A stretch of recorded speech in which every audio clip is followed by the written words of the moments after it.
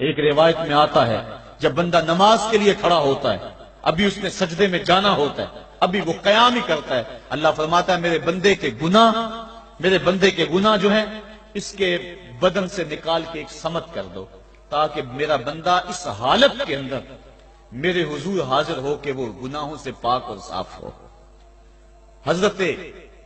نبی رحمت صلی اللہ علیہ وآلہ وسلم فرماتے ہیں کہ پھر اس کے سارے گناہ اس کے بدن سے اتار کے ایک سمت رکھ دیے جاتے ہیں، اور بندہ مصلی پہ سبحان ربی العالی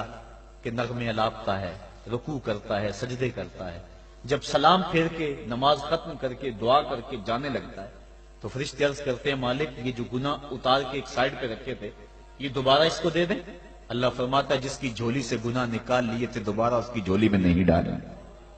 اللہ اکبر۔ اور ایک روایت کے لفظ ہے کہ جب بندہ نماز کے لیے کھڑا ہوتا ہے اس کے کندھوں کے اوپر سارے گناہ آ جاتے ہیں اور اس کے سر کے اوپر گناہ آ جاتے ہیں، جب رکوع میں جاتا ہے تو کندھوں والے گناہ گر جاتے ہیں، اور جب بندہ سجدے میں سر رکھتا ہے تو اللہ تعالیٰ اس کے سارے گناہوں کو ختم کر دیتا ہے اور وہ بالکل پاک ہو جاتا ہے۔ حضرت سلیمان فارسی ایک دن ایک درخت کے نیچے کھڑے تھے، آپ نے درخت کی شاخ کو پکڑ کے جنبش دی، حرکت دی، موسم خزاں تھا، درخت کی شاخ کے سارے زرد پتے گر گئے۔ ایک صحابی پاس کھڑے تھے، انہیں پوچھنے لگے عثمان تو نے مجھے پوچھا نہیں کہ میں نے درخت کی شاخ کو یوں ہلایا کیوں ہے؟ انہوں نے کہا اچھا پھر آپ بتا دیں کہ آپ نے درخت کی شاخ کو یوں کیوں ہلایا ہے؟ کہا سنو پھر ایک دن میں اور چند صحابہ حضور کے ساتھ جا رہے تھے، رستے میں ایک درخت آیا، اس کے نیچے حضور کھڑے ہوئے، حضور نے اس طرح درخت کی شاخ کو پکڑ کے ہلایا، یوں پتے جھڑ گئے، ہم اس منظر کو دیکھتے رہے۔ حضور علیہ السلام نے فرمایا سلمان فارسی تو نے مجھے پوچھا نہیں کہ میں نے اس درخت کی شاخ کو یوں کیوں ہلایا ہے؟ تو میں نے عرض کی حضور آپ بتا دیں کہ آپ نے کیوں ہلایا ہے؟ فرمایا سلمان جس طرح اس درخت کی شاخ کو ہلایا گیا اور سارے پتے جھڑ گئے، جب کوئی بندہ سجدے میں سر رکھتا ہے نماز پڑھتا ہے اس کے سارے گناہ دھل جاتے ہیں اور وہ پاک اور صاف ہو جاتا ہے۔ ایک دن فرمایا صحابہ اگر کوئی بندہ اس کے گھر کے سامنے سے نہر گزرتی ہو اور وہ دن میں 5 مرتبہ اس نہر کے اندر غسل کرے تو بتاؤ اس کے بدن کے اوپر کوئی میل کچیل رہ جائے گا؟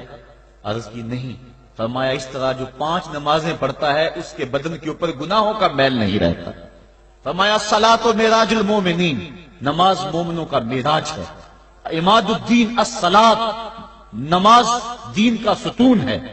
حبب الی من دنیاکم ثلاث الطیب والنساء وجعلت قرۃ عینی فی الصلاۃ، مجھے تمہاری دنیا سے صرف 3 چیزیں پسند ہیں، خوشبو، منکوحہ بیویاں اور میری آنکھوں کی ٹھنڈک نماز میں رکھی ہے۔ اور حضور نے یہ بھی ارشاد فرمایا من ترک الصلاۃ متعمدا فقد کفر، جس نے جان بوجھ کے نماز چھوڑی گویا اس نے کفر ہی تو کیا، یعنی کافروں والا کام کیا۔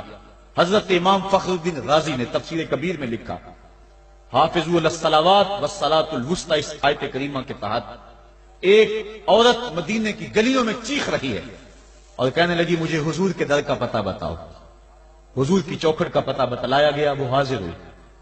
آقا کریم صلی اللہ علیہ وسلم کی خدمت میں عرض کی حضور میرا خامد سفر پہ گیا ہوا تھا